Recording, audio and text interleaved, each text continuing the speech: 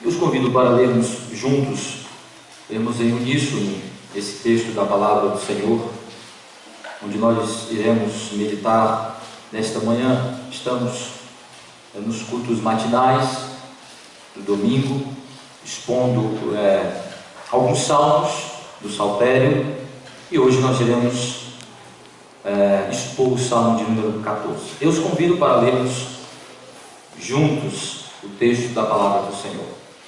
Ao mestre de canto, salmo de Davi. Diz o insensato no seu coração: não há Deus. Corrompem-se e praticam abominação. Já não há quem faça o bem. Do céu olha o Senhor para os filhos dos homens, para ver se há quem entenda, se há quem busque a Deus. Todos se extraviaram e juntamente se corromperam.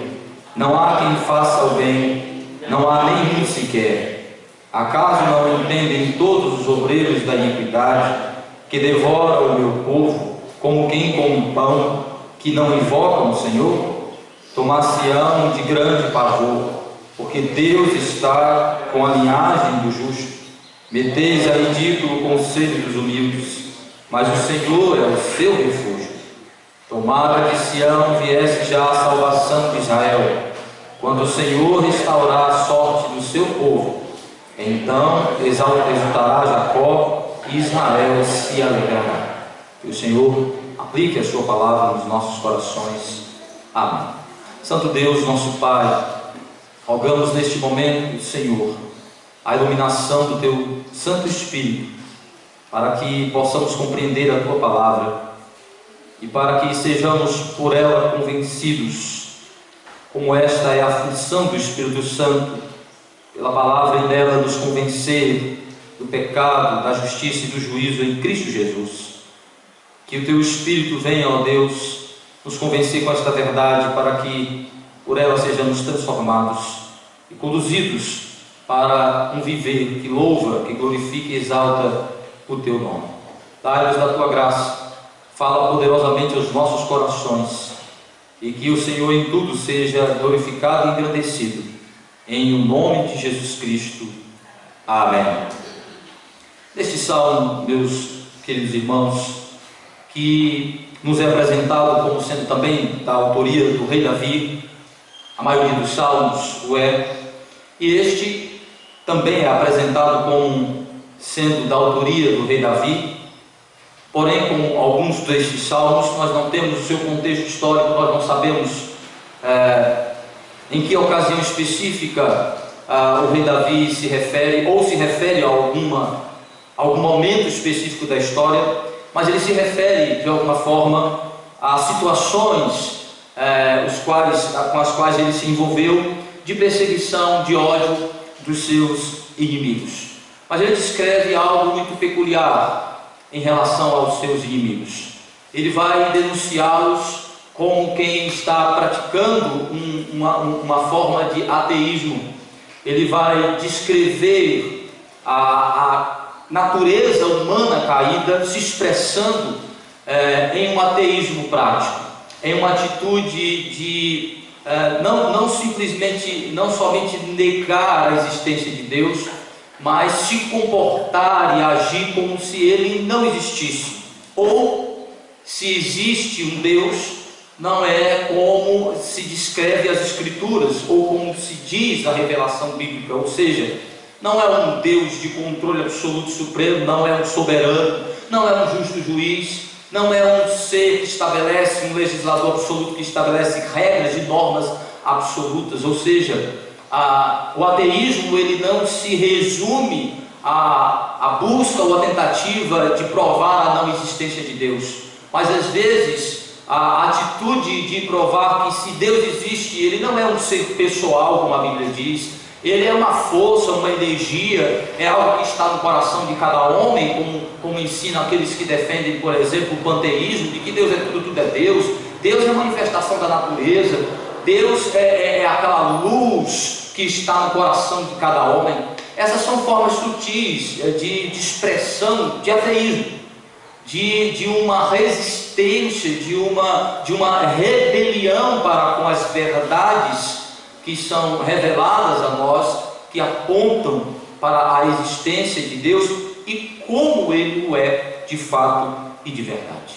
E aqui neste salmo, Davi vai descrever como que seus inimigos que estão lhe perseguindo estão motivados, estão direcionados por uma consciência ateia, por uma disposição de relutar contra o conceito, a verdade de Deus.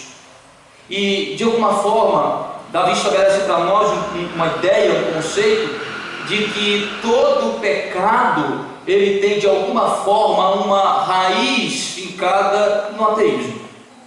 De alguma forma, cada pecado que nós cometemos é de alguma maneira uma rebelião contra as verdades de Deus e a respeito de Deus. É por isso que aqui neste salmo ele vai dizer que o ateísmo é a expressão, talvez uma expressão máxima da perversão do coração humano, da depravação total que o homem se tornara após a sua queda, após a transgressão da lei do Senhor lá no Éden. E aqui, de maneira específica, ele está denunciando o ateísmo no meio do povo de Deus.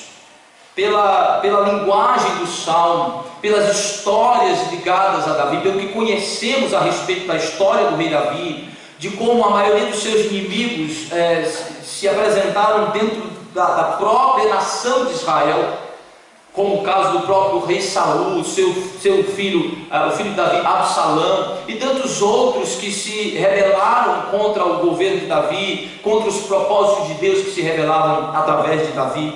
E como que este povo demonstrava sua rebeldia para com a própria aliança de Deus, para com o pacto divino, para com a palavra de Deus, a lei de Deus. E aqui neste salmo Davi está denunciando primariamente um ateísmo prático sendo exercido, sendo realizado pelo próprio povo de Israel, por uma parte dos judeus, de alguma forma associados em a sociedade com ímpios, com gentios, que tinham intenções escusas em relação ao reino de Deus, à nação de Israel. Então nós olhamos para esse salmo e vemos a denúncia que o salmista faz a respeito do ateísmo, como ele é terrível e como é sutil. E nesse salmo ele vai nos chamar a também uma avaliação que muitas vezes nós, crentes em Jesus Cristo, poderemos cometer um tipo de ateísmo. Poderemos cair neste pecado, ainda que confessemos, ainda que falemos que cremos, podemos de maneira prática cometer o pecado do ateísmo. E como isso é possível? Olhando para este salmo, então, nós podemos perceber como que o salmista denuncia o pecado do ateísmo no meio do povo de Deus e como ele se revela.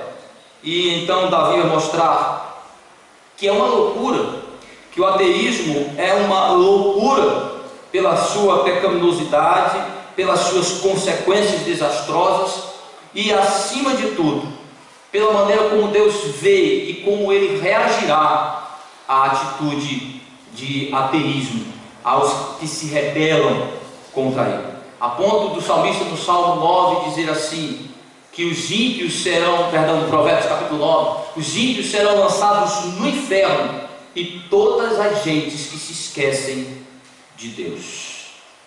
E todos que se esquecem de Deus. Aqui ele está falando daqueles que, uma vez conhecendo a palavra de Deus, apostatam-se, rebelam-se contra esta verdade. Por que o ateísmo é uma loucura? Primeiro, é importante nós ressaltarmos que Davi não está tratando de um ateísmo intelectual que surge dos âmbitos acadêmicos de discussão técnica em que se busca uma prova material para a existência de Deus, que se debate de uma maneira intelectual a questão da existência divina. Ele não está falando dessas elucubrações que partem das academias, das instituições de debates filosóficos, mas ele está falando de algo prático, que surge do coração de cada pecador rebelde, de cada indivíduo que começa a relutar em seu coração as verdades que está lá impressa sobre Deus. No debate da consciência, do eu, dos meus momentos de meditação, quando eu me encontro comigo mesmo. Ele está falando daquilo que ocorre na mente humana, no coração humano, do homem em suas lutas, em seus dilemas, em seus desafios pessoais, em sua mente. É sobre esse tipo de ateísmo que ele fala. É do ateísmo prático, que leva os indivíduos a rebelar-se contra as verdades de Deus em sua mente, e com isso ele vai então agir de uma maneira rebelde, contrária a Deus e as coisas de Deus. É esse ateísmo prático que é mais comum do que o que a gente imagina, que é mais comum em nosso meio mais do que o que a gente imagina. De pessoas que se dizem crentes, que diz que crê e acredita em Deus, mas vivem, andam, se comportam como se Deus não existisse, como se Ele não fosse o justo que diz ser, como se Ele não fosse o santo que diz ser, como se Ele não fosse o justo juiz, como se Ele não fosse ira, juízo para com aqueles que se rebelam contra Ele, como se Ele não tivesse nada a ver com o nosso comportamento, com as nossas ações, como se Ele fosse simplesmente um vozão de cabelo branco, de um amor tão grande que tolera todas as ações dos seus filhos. Não. E isso é uma forma de ateísmo, que é exatamente isso que Davi está denunciando, e clamando para que Deus venha revelar-se de maneira vingadora, de maneira destruidora para os inimigos, para os ateus e para o seu povo, de maneira salvadora, restauradora, transformadora. Vejamos então como ele descreve por que o ateísmo prático é uma loucura aos olhos de Deus. Primeiro, ele vai nos mostrar que o ateísmo prático, ele é uma loucura porque procede da rebeldia do coração humano contra as verdades de Deus. É loucura porque é o homem se rebelando contra a vontade de Deus no seu coração. Vejam como ele descreve isso a partir do versículo 1. Diz o insensato no seu coração: não há Deus, corrompem-se e praticam abominação, já não há quem faça o bem. Do céu olha o Senhor para os filhos dos homens, para ver se há quem entenda, se há quem busque a Deus. Todos se extraviaram e juntamente se corromperam, não há quem faça o bem, não há nenhum sequer.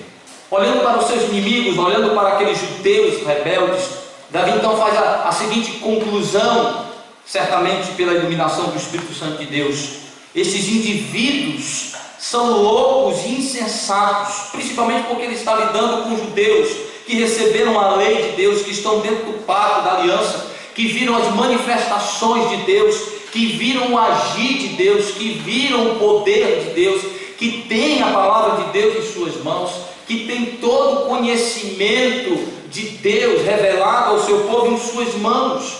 Então ele diz: estes insensatos estão relutando, estão lutando contra as verdades que estão no seu coração. Primeiro, ele está partindo do princípio de que o homem foi criado com um conhecimento básico da verdade divina.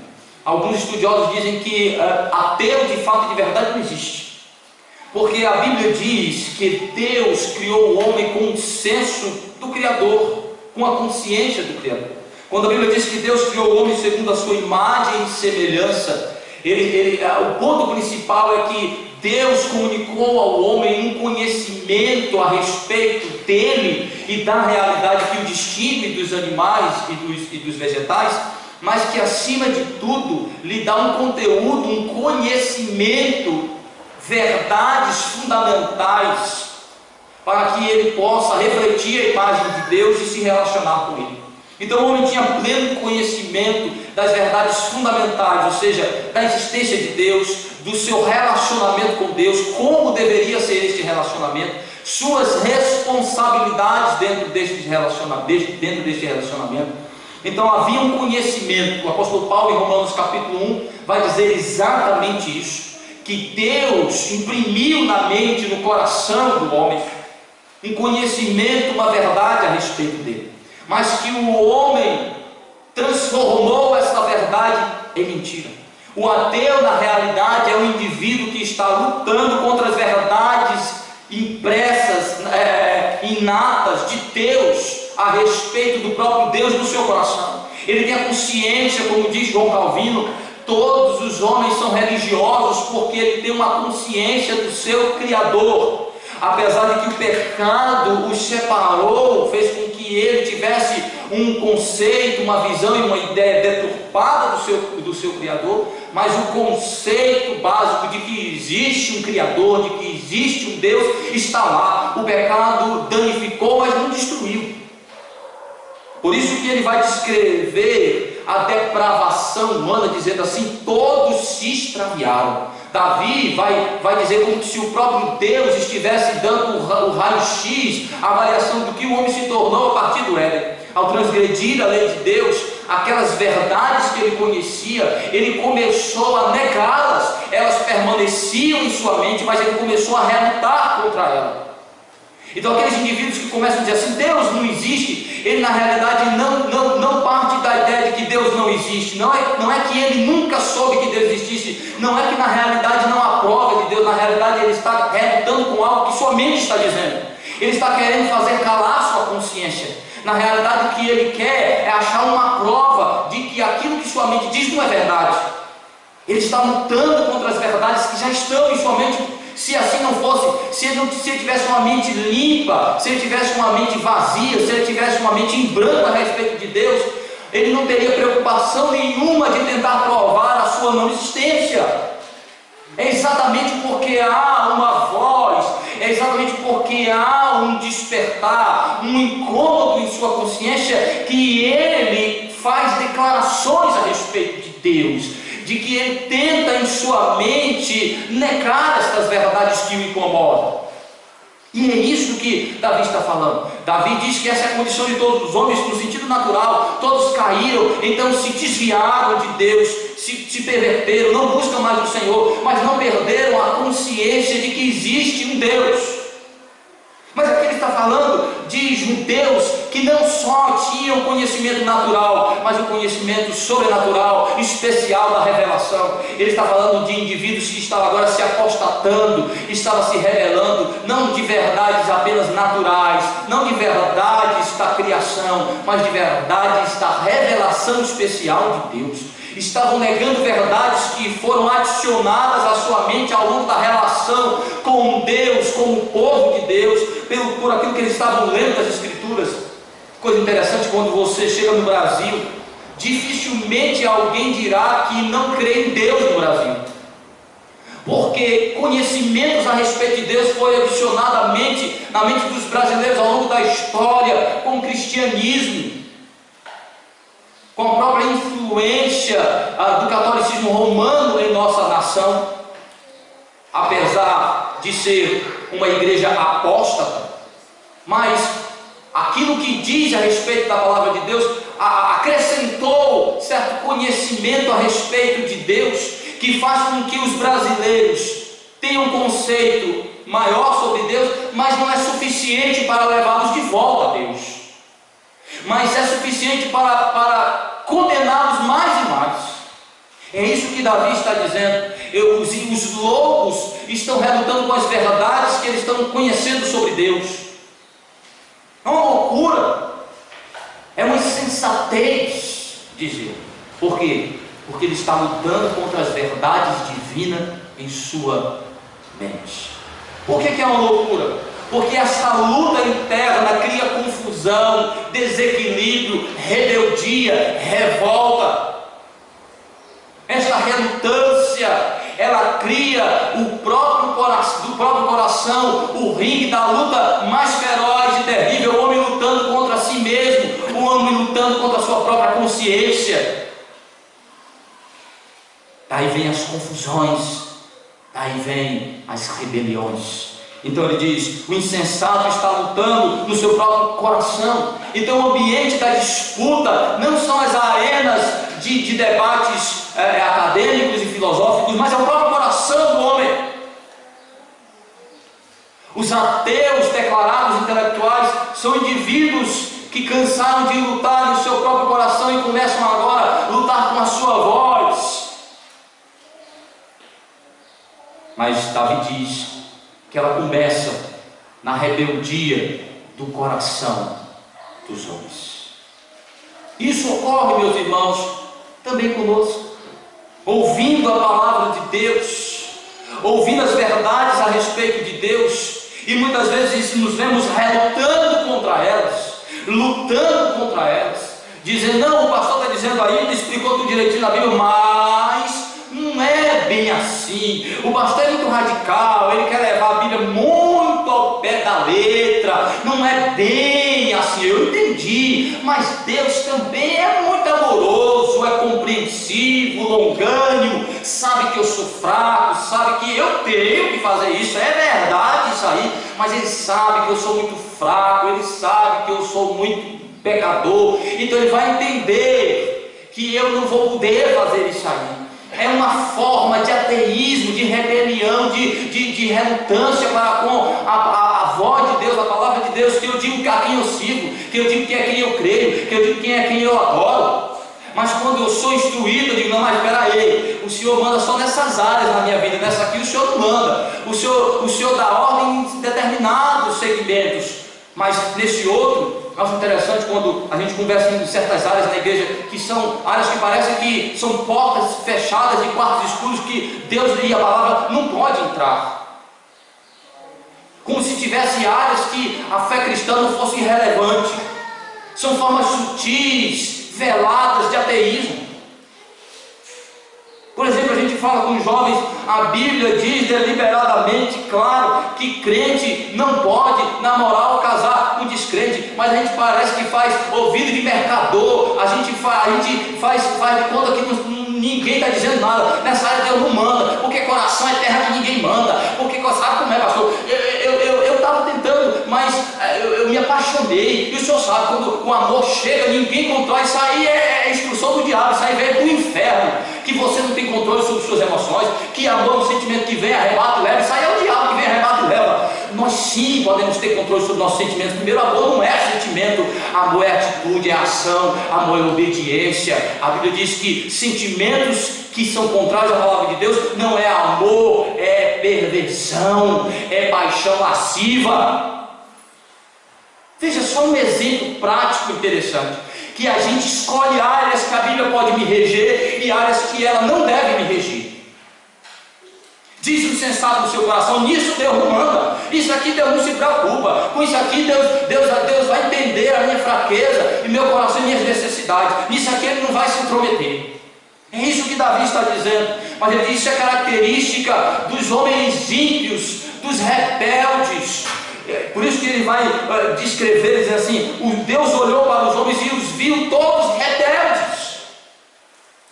Não há quem busque a Deus, essa é a condição natural do pecador. Não há quem queira, ele sabe que Deus existe, mas ele quer fazer de tudo para tirar essa verdade de sua mente. Ele quer fazer de tudo para apagar qualquer vestígio de Deus em sua mente. É por isso que ele diz: do céu Deus olhou e viu os homens como quem se rebela contra ele, como quem luta o tempo todo para apagar todo vestígio de Deus. Não há quem entenda, não há quem busque. Todos se extraviaram. A ideia de se extraviar é desviaram-se do caminho certo, afastaram-se da verdade. Mas essa é a condição de todo ímpio. Por isso que o apóstolo Paulo vai pegar esse texto em Romanos capítulo 3 para dizer que tanto os gentios como os judeus são ímpios que precisam de regeneração. Todos são depravados, que precisam da ação de Deus, que precisam que o Deus soberano os liberte de seu ateísmo, de sua rebelião, de sua incredulidade para com Deus. Então ele diz: vocês que estão agindo assim dentro de Israel, vocês estão demonstrando que são homens naturais, que são não regenerados, que são ímpios se rebelando contra o seu Deus. Isso é uma loucura, Davi disse. porque nós não podemos contra a verdade. Mas a segunda coisa que ele diz é que o ateísmo não é uma loucura, o ateísmo prático, porque ele faz com que o homem se rebele, se revolte contra todo conceito de Deus, de justiça e de santidade. Veja, olha como ele diz de maneira prática: o insensato diz em seu coração: não há Deus, corrompem-se e praticam abominação. Versículo 4: acaso não entende todos os obreiros da iniquidade, que devoram meu povo como quem come pão, que não invocam o Senhor? Tomar-se-ão de grande pavor, porque Deus está com a linhagem do justo. Meteis a ridículo com o conselho dos humildes, mas o Senhor é seu refúgio. Aqui agora ele vai descrever os ateus práticos como quem está lutando contra as verdades de Deus no seu coração, e estão dizendo assim: ora, eu não tenho prova de que Deus não existe, mas o melhor seria que ele não existisse, porque se Deus não existisse, ele não é justo, não existe um Deus santo, justo, não há conceito de moral, não há conceito de verdade, não há absolutos, o que importa é o que eu desejo, o que eu quero. Então, se Deus não existe legislador, não existe juiz, não existe padrão absoluto e universal de moralidade, então eu posso fazer o que eu quiser. Por isso que os homens gostam da ideia de não existir um Deus, e se ele existe, veja que coisa interessante, por isso que o conceito calvinista de Deus é tão antipopular. Por que o conceito reformado de Deus não agrada a maioria das pessoas? Porque o conceito reformado de Deus é de que ele é o soberano controlador de todas as coisas, que o destino dos homens não estão em suas mãos, mas nas mãos de Deus, de que Deus estabeleceu regras e normas, que nós somos responsáveis não porque somos livres para escolher, mas porque existe um padrão moral que rege, que regula nossas escolhas, dizendo se elas são boas ou ruins, e se elas são ruins, elas têm uma consequência de juízo. Então Deus me responsabiliza porque Ele é o soberano legislador que estabeleceu uma lei, uma regra para me avaliar, ainda que eu não seja livre absolutamente para fazer escolhas. Então o conceito de um Deus soberano, que um Deus que predetermina o destino de suas criaturas, um Deus que elege, escolhe uns e rejeita outros, um Deus que faz as coisas segundo sua vontade, não a vontade dos homens, um Deus que é soberano, não é um Deus tão aceitável aos homens, porque eles querem ser donos do seu destino, eles querem ser donos da sua própria vida, eles querem viver segundo a sua vontade, o seu querer. Então a ideia da existência de não absolutos, de verdades não absolutas, é boa para os homens, porque diz assim: então se não existe padrão moral absoluto, eu posso fazer o que eu quiser, quem vai me condenar? Quem? Então ele diz, quando o indivíduo diz não há Deus, ou então se Deus existe, ele é um Deus como os arminianos acreditam, ou como os que defendem a teologia do deísmo aberto, Deus criou tudo, mas está lá de braços cruzados, deixando os homens agir da maneira que eles acham melhor. Ou então, como dizem os arminianos, Deus respeita o livre-arbítrio do homem, Deus é um criador que fica lá vendo, torcendo para ver o que o homem faz de melhor, se ele quer ou não, se ele escolhe ou não escolhe. Deus fica lá torcendo para ver se o homem se dá bem. Este conceito de um Deus passivo, de um Deus indiferente, de um Deus que não intervém, de um Deus que não tem controle, de um Deus que não é governante absoluto, é interessante para os homens, porque o pecado fez de nós seres rebeldes que lutam por independência de Deus. Então ele diz: olha, quando o ímpio, quando vocês estão lutando com a consciência dizendo não há Deus, é porque vocês querem cometer as suas abominações, vocês querem liberdade para fazer o que bem quiser. E ele dizia exatamente isso. Aí vocês começam a dizer não, Deus não existe, ou então Deus não é, como dizem os cristãos. Aí ele diz, então vocês começam a cometer toda sorte de injustiça, de perversidade, de criminalidade, de rebeldia, de desrespeito, vocês devoram os pobres, vocês humilham as pessoas, porque dizem assim, não, eu faço o que eu quiser, não existe padrão moral para me avaliar. Quem é você? É por isso que o conceito de moralidade e de ética para aqueles que não acreditam na palavra de Deus não faz sentido. Ela é autodestrutível. Como é que eu que matar errado é um legislador absoluto, soberano? Se absolutos não existem, se Deus não existe, a moralidade ela é uma farsa. Porque quem pode me dizer que é errado para mim o que é para o outro, se não existem absolutos, se não existe um padrão moral absoluto, se não existe um legislador soberano, se é relativa a moralidade, se é relativa a verdade, como você pode impor sua verdade sobre o outro? Como é que você pode impor sua moralidade sobre o outro? Porque você vai dizer que para o outro é errado o que você acredita, se não há um padrão absoluto. É por isso que ele diz que os homens saem cometendo toda sorte de atrocidade, porque para eles não existe um absoluto de moralidade, não existe um absoluto de justiça, não existe um absoluto de santidade. O que existe é seu conceito particular. Quando você, que é um crente, faz a mesma coisa, você está agindo como um ímpio. Quando você recebe a palavra de Deus, quando você recebe as instruções da palavra de Deus e diz que não vai segui-las, e não entende como ordem absoluta de Deus, padrão absoluto de moralidade e justiça, é uma forma de ateísmo. É isso que Davi está denunciando. Que no meio de Israel eles estão praticando toda a sorte de perversão, de injustiça, de perseguição uns para com os outros, porque eles estão agindo como se Deus não existisse ou não fosse aquilo que a sua palavra diz. Então ele diz: aí vocês saem cometendo toda a sorte de iniquidade, se tornam obreiros da iniquidade. Mas por último ele vai dizer que é uma loucura o ateísmo prático, porque ele cega o homem para os sinais da presença de Deus. Veja, quanto mais o homem nega em sua consciência as verdades sobre Deus, mais cego ele fica para os sinais visíveis, principalmente no meio do povo de Deus. Ele diz assim, versículo de número 5 a 7. Tomar-se-á um grande pavor, acaso não entende todos os obreiros da iniquidade que devoram o meu povo, como quem come pão, que não invocam o Senhor? Tomar-se-ão de grande pavor, porque Deus está com a linhagem deles, do justo. Meteis a ridículo o conselho dos humildes, mas o Senhor é o seu refúgio. Tomara de Sião viesse já a salvação de Israel, quando o Senhor restaurar a sorte do seu povo, então exultarás a Jacó, e Israel se alegrará. Vocês zombam dos que se mantêm fiéis a Deus. Ele está dizendo aqui agora da zombaria dos ateus, dos apóstatas no meio da igreja, zombando daqueles que estão reafirmando, crendo e praticando as verdades ortodoxas, as verdades bíblicas reveladas por Deus a respeito dele.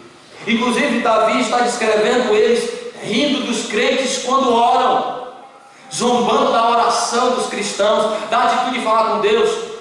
Irmãos, no meio do evangélico, no meio cristão, protestante, ao longo da história, muitas heresias surgiram, e muitas delas acabaram levando os crentes a um ateísmo terrível. O liberalismo, por exemplo, o liberalismo acadêmico, que prega que não há sobrenatural, que não há milagres, que não há intervenção divina sobrenatural, tudo se explica naturalmente, não há sobrenaturais. Aquilo que a palavra de Deus diz que aponta para a sobrenaturalidade, na realidade tem explicações naturais, como por exemplo a serpente que falou no deserto era uma mitologia, era uma invenção, aquilo não existiu, porque cobras não falam. É só uma interpretação do liberalismo. Este conceito liberal foi tão terrível que chegou um momento que os crentes olharam assim e disseram assim: bom, se não há intervenção sobrenatural, não há o espiritual, tudo é natural, tudo se explica naturalmente, não há essa relação sobrenatural com Deus. Então eles começaram a olhar para a oração e dizer assim: por que eu vou orar a Deus? Não está ouvindo, não há intervenção, não existe sobrenaturais, não existe nada espiritual, tudo é natural, tudo é carnal. Então eles começaram a nem orar mais, orar para orações. Isso não faz sentido isso. Porque primeiro Deus não está me ouvindo, Deus não vai me responder, não há nenhum efeito nisso. E é isso que Davi está descrevendo, aqueles crentes, aqueles judeus zombando da prática religiosa, daqueles que acreditavam em Deus como Ele revelava em Sua palavra. Como alguns olham para nós que queremos resgatar a identidade reformada da igreja, o culto simples e bíblico, a centralidade da palavra de Deus, de que há espiritualidade naqueles meios que Deus ordenou como devemos adorá-los. Olham para nós como se fôssemos loucos, zombam de nossa maneira simples de adorar. É isso que ele está dizendo. Vocês nem oram mais, nem se acham mais merecedores, necessitados de orar. Zombam e humilham aqueles que estão praticando a religiosidade como Deus ordenou. Diz assim: não precisa mais disso não. Isso aí é fanatismo, isso aí foi coisa que Moisés inventou, isso aí é coisa demais, Deus não se importa com isso, não. Para que orar? Fica incomodando Deus.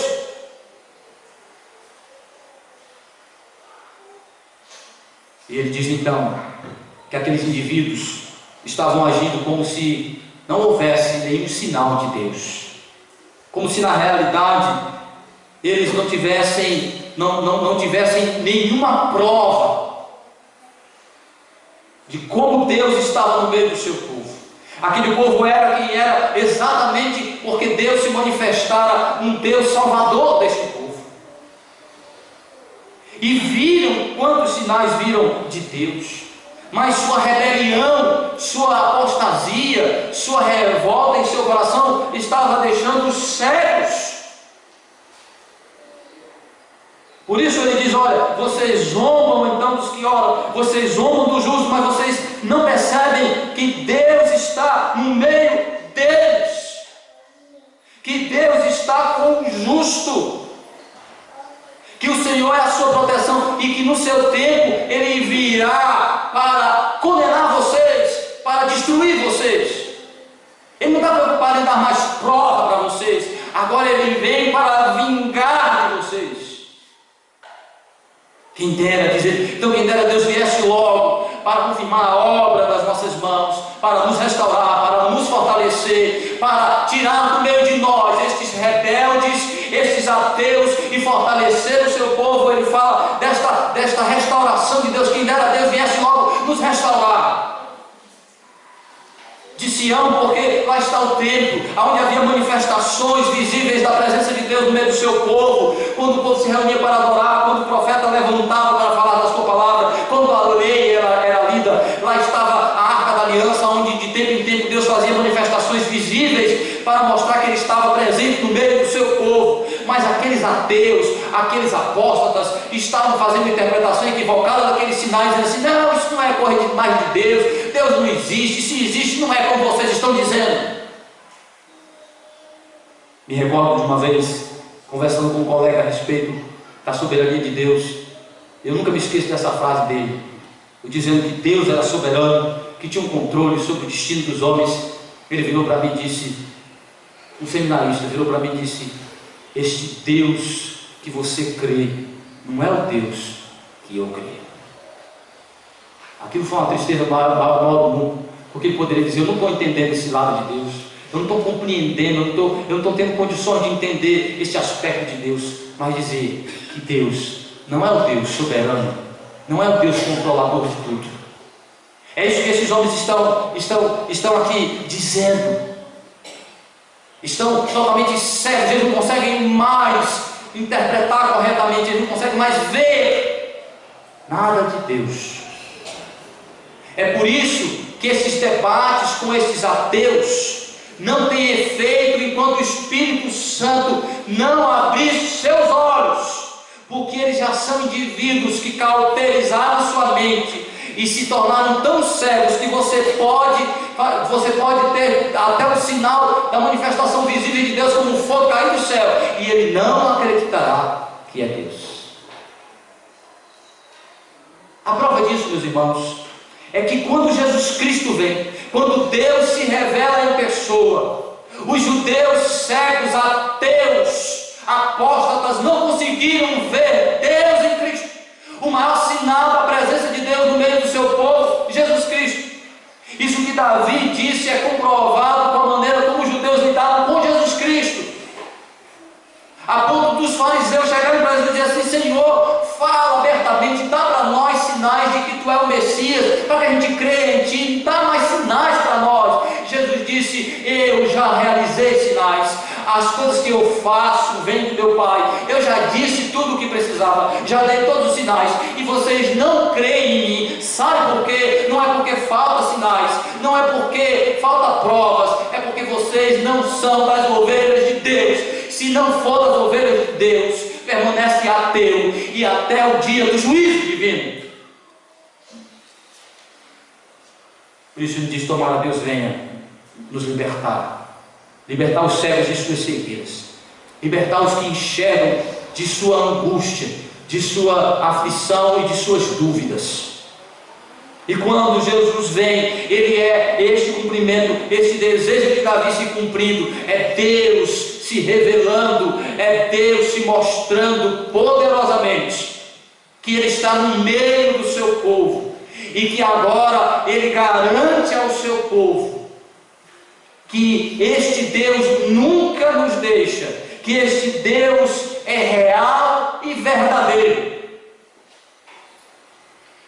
Portanto, meus irmãos, que nós tenhamos cuidado com o ateísmo prático, que muitas vezes se manifesta de maneira sutil na nossa vida, na nossa resistência ao ensino da palavra de Deus, à pregação, às verdades que são afirmadas claras e comprovadamente nas Escrituras, e que muitas vezes, como disse Tito, não um ateísmo de negar a Deus, mas um ateísmo com palavras, mas um ateísmo de negá-lo com as obras. Veja a denúncia de Tito para concluirmos. Tito, capítulo de número 1. Tito, carta de Tito, capítulo de número 1, versículo 16. Veja como o apóstolo Paulo fala a respeito dos rebeldes, daqueles que estão se rebelando contra a palavra de Deus, e como ele os descreve. Tito capítulo 1, versículo 16, diz assim, versículo 15 e 16: todas as coisas são puras para os puros, todavia para os impuros e descrentes nada é puro, porque tanto a mente como a consciência deles estão corrompidas. No tocante a Deus, professam conhecê-lo, entretanto o negam por suas obras, e por isso que são abomináveis, desobedientes e reprovados para toda boa obra. Não vale só você dizer eu creio em Deus, eu creio na palavra de Deus, e viver como se não cresce. É uma forma de ateísmo dizer eu creio em Deus, mas na sua vida é como se você fosse incrédulo. Na sua ação é como se Deus não existisse. No seu comportamento é como se Deus não fosse quem diz ser. Isso é uma rebelião, é um ateísmo. Não adianta você cantar, orar, dizendo ó Deus, como Tu és grande, e na hora de mostrar que acredita na grandeza desse Deus, não acredita. Que diz que Deus é santo e não respeita a sua santidade na prática. Que nós nos arrependamos de nossa rebeldia, de nossa incredulidade, de nosso ateísmo. Que Deus, com a sua palavra, ilumine as nossas mentes e conduza os nossos passos. Que Ele, pois, nos abençoe. Amém. Ó Deus, rogamos a Tua bênção, que o Senhor aplique a Tua palavra em nossos corações, que o Senhor nos liberte de nossa rebeldia, que o Senhor tenha misericórdia daqueles que se declaram abertamente ateus, e aqueles que são ateus práticos não têm coragem de falar, mas seu agir, sua atitude é de quem se rebela, é de quem ignora, é de quem despreza o Senhor. Ó Deus, tenha misericórdia destes, E nos ajuda, Pai, a viver segundo a Tua palavra. Que tenhamos a consciência da Tua presença. Em nome de Jesus. Amém.